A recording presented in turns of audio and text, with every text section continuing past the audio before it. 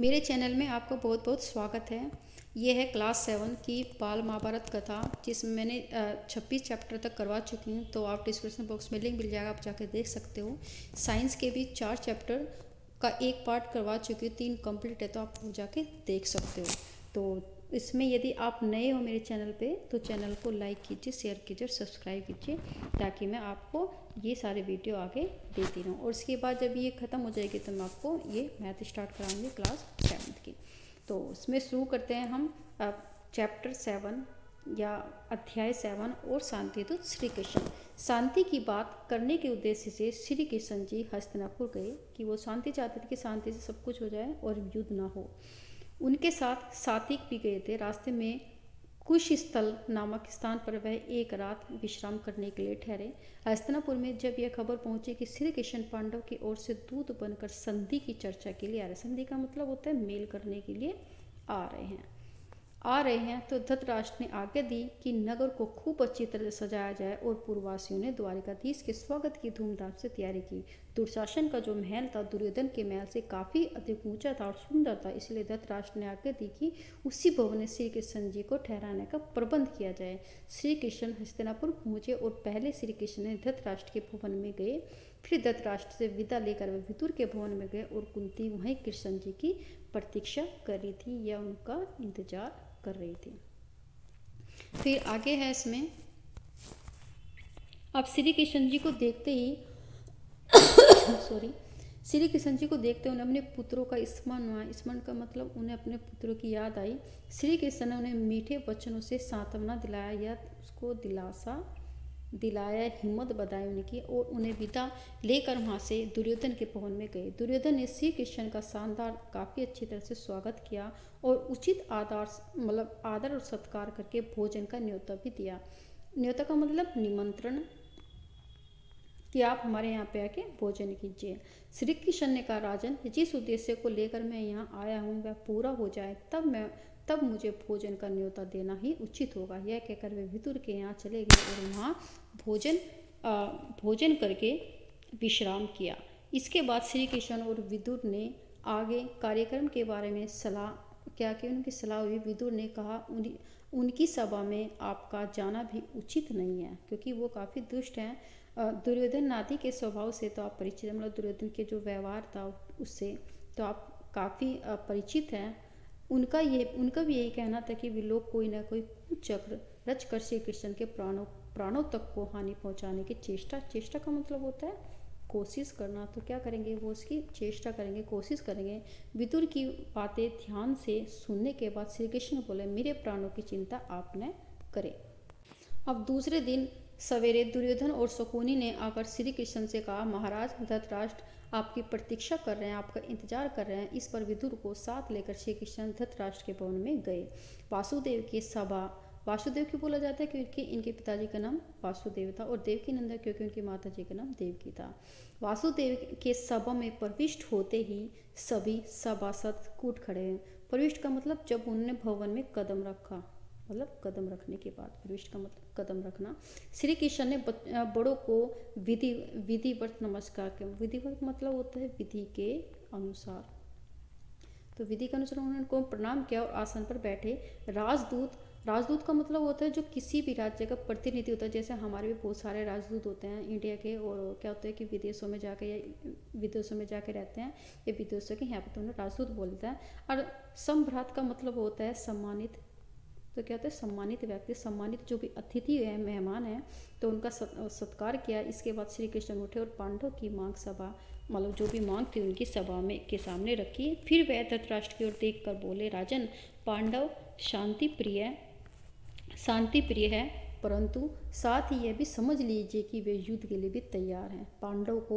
जो पांडव है आपको पिता स्वरूप ही मानते हैं। ऐसा उपाय करें जिससे आप भाग्यशाली बनेंगे। सुनकर धृतराष्ट्र ने कहा, सभासदों मतलब सभा में जितने भी सभी लोग उपस्थित थे सभी सदस्यों को बोला, मैं भी वही चाहता हूँ कि जो श्री कृष्ण को प्रिय है, ये प्रिय का मतलब जो श्री कृष्ण को अच्छा लग रहा है।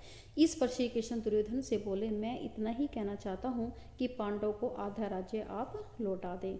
तो दुर्योधन को कहते हैं उनके साथ संधि कर ले, मेल कर ले, और यह बात स्वीकृत हो गई है। तो स्वयं पांडव तुम्हें युवराज और धृतराष्ट्र को क्या महाराज के रूप में ही सहर्ष स्वीकार कर लेंगे, मतलब हृदय से। सहर्ष का मतलब हृदय से, मतलब ये बोलेंगे हृदय सहित।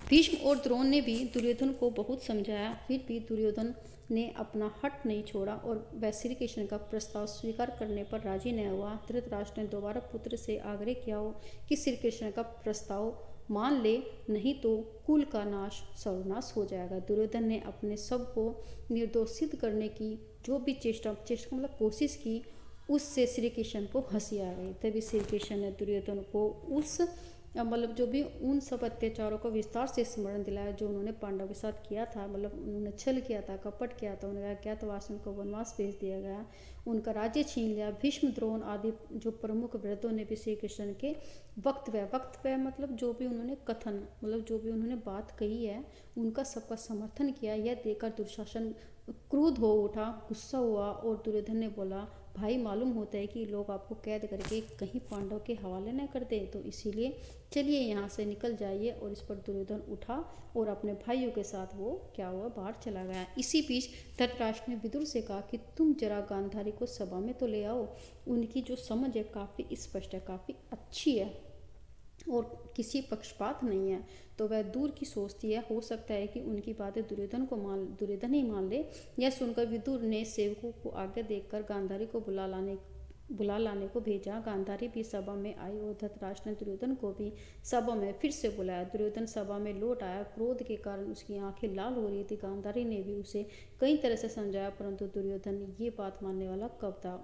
अपनी माँ को भी उसने मना कर दिया और दोबारा सभा से निकलकर चला गया। वहाँ पे बाहर जाकर दुर्योधन ने अपने साथियों के साथ मिलकर एक षड्यंत्र रचा और राजदूत जो श्री कृष्ण जी थे, क्योंकि वे वहाँ के पांडव के दूत बन के आ रहे थे, तो उसको पकड़ने का प्रयत्न किया। श्री कृष्ण ने तो पहले से इन बातों की कल्पना की थी। दुर्योधन की यह चेष्टा देखकर या कोशिश देखकर वे काफ़ी हंस पड़े। श्री कृष्ण उठे, साथी कर विदुर उनके दोनों ओर हो गए, मतलब श्री कृष्ण जी को उन्होंने घेर लिया, इस साइड से दूसरी दोनों साइड से। सब जो सभासदों ने विधिवत आज्ञा ली, विधि के अनुसार, इसको बोलेंगे विधि के अनुसार। सभा से चलकर सीधे कुंती के पास पहुँचे और उनको सभा का सारा हाल कह सुनाया। कुंती बोली, हे कृष्ण, अब तुम मेरे पुत्रों के रक्षक हो, मतलब रक्षक करने वाले। श्री कृष्ण रथ पर आरूढ़ होकर, आरूढ़ का मतलब होता है सवार, तो आरूढ़ होकर सवार होकर उपलव्य की ओर तेजी से रवाना हो गए। युद्ध अब अनिवार्य हो गया था। श्री कृष्ण के हस्तिनापुर से लौटते ही शांति प्रिय स्थापना की जो थोड़ी बहुत आशा थी वह भी लुप्त होगा, मतलब जो भी शांति की स्थापना थी वो भी खत्म होगा। लुप्त का मतलब खत्म हो जाना, क्योंकि उन्होंने कोई भी ऐसा नहीं, उन्होंने बोला कि मैं तो उसको कुछ भी नहीं दूंगा। कुंती को जब पता चला कि कुलनाशी जो युद्ध छिड़ेगा तो वह भी बहुत व्याकुल होगी। व्याकुल का मतलब होता है वो भी काफ़ी दुखी हो गई। चिंता के कारण आकुल हो रही कुंती अपने पुत्र की सुरक्षा का विचार करती हुई गंगा जी के किनारे पहुंची, जहां कर्ण रोज संध्या वंदन करता था। मध्यकालीन के बाद कर्ण का जब जो पूरा हो तो उसे यह जानकर असीम आश्चर्य हुआ कि जो महाराज पांडव की जो पत्नी थी और पांडव की माता कुंती ही उसका उत्तरीय सिर पर खड़ी है। अब वो जो कुंती थी वो कहाँ पे खड़ी थी, जो कर्ण था जब वो कर रहा था तो उसके उत्तरी सिर उत्तर की दिशा की ओर खड़ी थी। कर्ण ने शिष्टापूर्वक अभिवादन करके कहा, आज्ञा दीजिए, मैं आपकी क्या सेवा कर सकते हो। कुंती ने गदगद स्वर में कहा, कर्ण, यह न समझो कि तुम केवल सुत पुत्री कर्ण हो और न ही राधा तुम्हारी माँ है, न अधिरथ तुम्हारे पिता हैं। तुमको जानना चाहिए कि राजकुमारी प्रथा का मतलब जो भी उसका नाम था, जो कुंवारी थी कुंती, जब उसका नाम प्रथा था उसकी कोख से ही तुम उत्पन्न हुए थे। तुम सूर्य के अंश हो। और थोड़ा सुस्ताने के बाद वह फिर से बोली, बेटा, दुर्योधन के पक्ष में होकर तुम अपने भाइयों से शत्रुता का मतलब होता है दुश्मनी, कि आप उनसे दुश्मनी न रहो। धृतराष्ट्र के लड़कों का आश्रित रहना तुम्हारे लिए अपमान की बात है। तुम अर्जुन के साथ मिल जाओ। आश्रित का मतलब उनके ऊपर जो भी आप डिपेंड हो, जो भी निर्भर हो। आश्रित का मतलब निर्भर होना। तो जो भी आप इस पर निर्भर उसमें ना रहो। तुम अर्जुन के साथ मिल जाओ, वीरता से लड़ो और राज्य प्राप्त करो। वे भी तुम्हारे अधीन रहेंगे और तुम उनके घिरे हुए प्रकाशमान हो जाओगे। मतलब उनके क्या हो जाएगी, जो पांडव आपके अंडर में रहेंगे, आपके नीचे रहेंगे, तो आप उससे प्रकाशमान अगर सुशोभित होंगे या आपकी प्रतिष्ठा बढ़ेगी। कर्ण माता कुंती का अनुरोध सुनकर बोला, माँ यदि इस समय में दुर्योधन का साथ छोड़कर पांडव की तरफ चला गया तो लोग मुझे ही कायर कहेंगे। अब जब युद्ध होना निश्चित ही हो गया है तो मैं उनको मझधार में कैसे छोड़ आऊँ। मझधार का मतलब बीच में, बीच की स्थिति, उनको बीच में कैसे छोड़ दूं, यह तुम्हारी कैसी सलाह है। आज मेरा कर्तव्य यही है कि मैं पांडव के विरुद्ध सारी शक्ति के साथ लगाकर ही लड़ूं। मैं तुमसे असत्य क्यों बोलूं, मुझे क्षमा कीजिए, लेकिन हाँ तुम्हारी एक बात व्यर्थ नहीं, व्यर्थ का मतलब खराब नहीं जाएगी। तो आपकी क्या होगी, एक जो भी बात वो खराब नहीं जाएगी। अब मैं यह करूँगा कि अर्जुन को छोड़कर और किसी पांडव के प्राण नहीं लूँगा।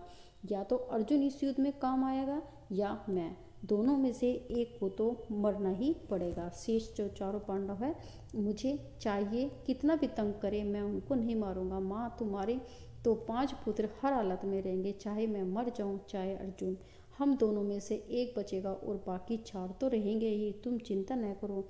अपने बड़े पुत्र की ये सारी बातें सुनकर माता कुंती का मन बहुत ही विचलित हो गया, परंतु मतलब डगमगाना मतलब विचलित का मतलब डगमगाना, उसे कुछ विचलित होगा, जो कुछ सादे समझ नहीं आया, परंतु उन्होंने उसे अपने गले से लगा लिया और बोली, तुम्हारा कल्याण हो। कर्ण को इस प्रकार शिवा देकर कुंती अपने महल में चली गई। तो यदि आपको ये अच्छा लगे तो चैनल को सब्सक्राइब कीजिए। मिलते हैं आपको अगले चैप्टर के साथ, तब तक के लिए अपना ध्यान रखिए। धन्यवाद।